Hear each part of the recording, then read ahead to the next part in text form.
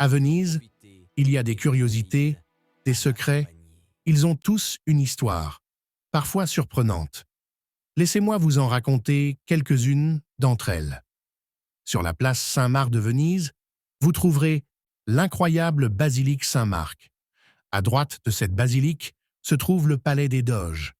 C'est là que se concentraient tous les pouvoirs de la Sérénissime. C'est donc depuis ce palais que le Doge de Venise faisait appliquer la loi de la lagune. Sur la magnifique façade extérieure du palais, depuis la façade orientée vers la Piazzetta San Marco, vous pouvez apercevoir, à l'étage, l'élégante loggia à arcades qui caractérise l'architecture du palais. Elle est supportée par des dizaines de colonnes blanches en pierre d'Istrie. Parmi ces colonnes, si vous regardez avec attention, vous remarquerez que deux d'entre elles sont rouges. Ces deux colonnes rouges sont en marbre. Elles sont parmi les éléments les plus célèbres de ce monument emblématique. Elles se trouvent dans la partie centrale de la loggia, près de l'angle donnant sur le bassin de Saint-Marc et la Piazzetta. Ces deux colonnes sont légèrement plus larges que les autres, accentuant leur caractère distinctif. Leur couleur vive attire immédiatement l'attention et marque leur importance symbolique. Elles sont richement décorées, avec des motifs finement ciselés.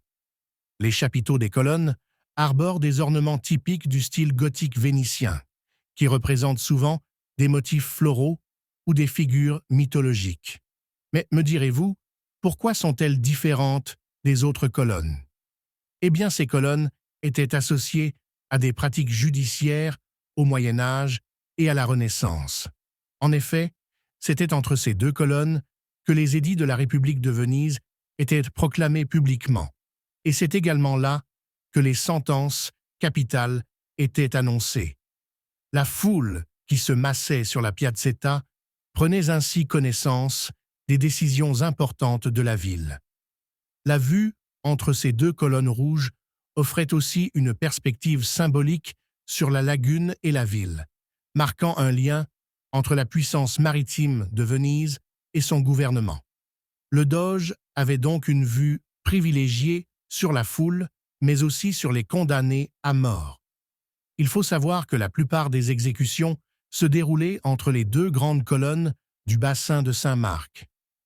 Ces deux grandes colonnes sont connues sous le nom de colonnes du lion, symbole principal de Venise, ainsi que colonne de San Teodoro terrassant le dragon.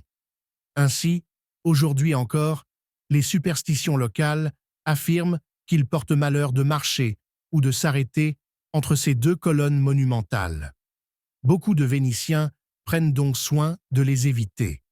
On peut donc dire que les deux colonnes rouges du Palais des Doges sont donc bien plus que de simples éléments architecturaux. Elles incarnent l'histoire, la justice et le pouvoir de l'ancienne République de Venise. Leur signification continue d'intriguer les visiteurs et de témoigner de l'héritage vénitien. Alors, quand vous irez visiter le Palais des Doges, observez depuis la loggia la vue splendide qu'avait le Doge entre ces deux colonnes de marbre rouge et essayez d'imaginer les scènes d'horreur auxquelles il assista, inflexible depuis sa magnifique loggia avec vue imprenable. Si cette vidéo vous a plu, n'oubliez pas de mettre un pouce bleu, de partager et de vous abonner pour ne rien manquer de mes futures vidéos sur Venise. N'hésitez pas à commenter. Venise m'en vôtre.